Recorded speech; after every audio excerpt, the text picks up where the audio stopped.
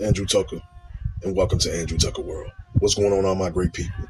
What's going on, all my boxing fans? Andrew Tucker World, Worldwide Boxing Channel. All right, here we go again with the foolishness. Shakur just defeated Teofimo Lopez. And here we go again. The motherfucker, the kid haven't even rested yet. You're talking about solidifying his legacy. Fighting who we consider arguably one of the best fighters of this generation, one of the best active fighters today. Former unified, what is Teo? 2-division world champion, 3-division world champion. Correct me if I'm wrong. Arguably was considered former undisputed lightweight champion. I'm confused. Like, Shakur just literally stepped out the ring. And we already talking about cherry picking all this dumb shit. Already. Cherry picking. Conor Benn is better than a lot of guys. It's better than a handful of guys, bigger and stronger and maybe slightly even skilled than some of the guys Teofimo Lopez has faced and Shakur has faced.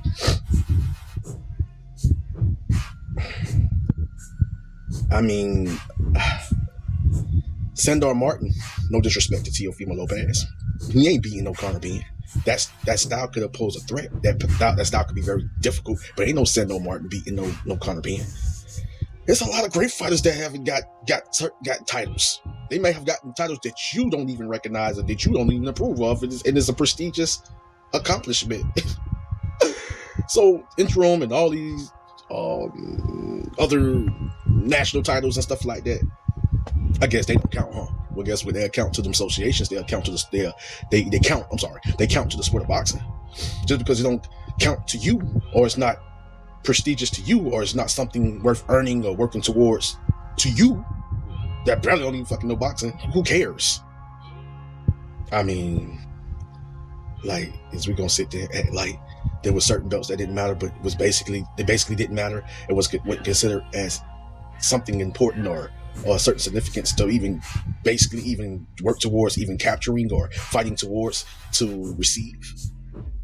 I don't know.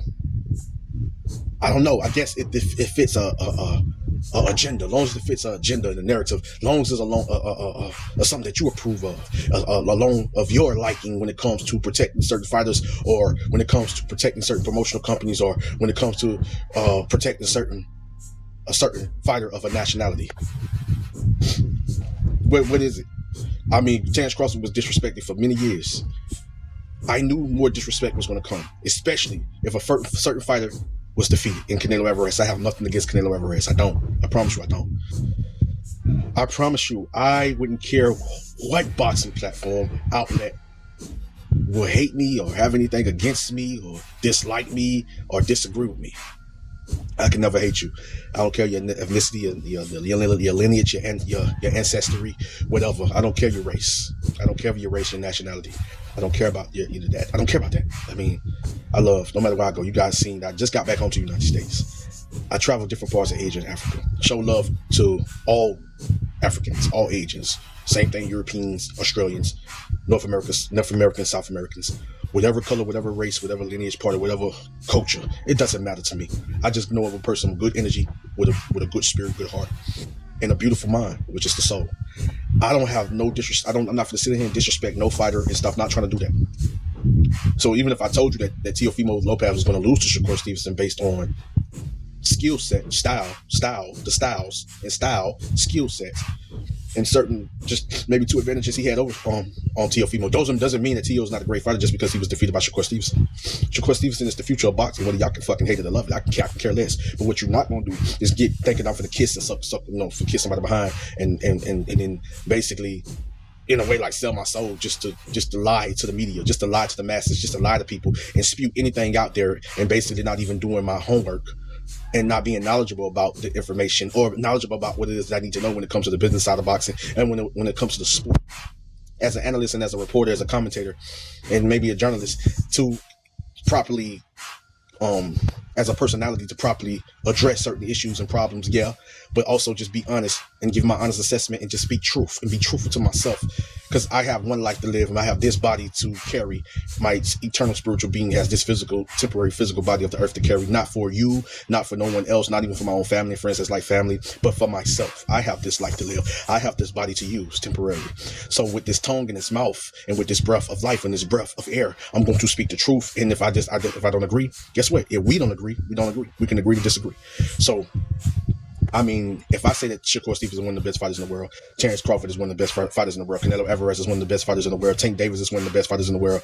I understand sometimes in life, nobody's perfect. You can have things in front of you. You can live and you can learn. Experience is always one of the greatest teachers, and one of the best things you can have is experience. To understand, to know how this matrix works or this world works, to know how to navigate and know how to not make traps in you, even though they're going to force certain situations and adversity on you when it comes to these evil worldly corrupt systems.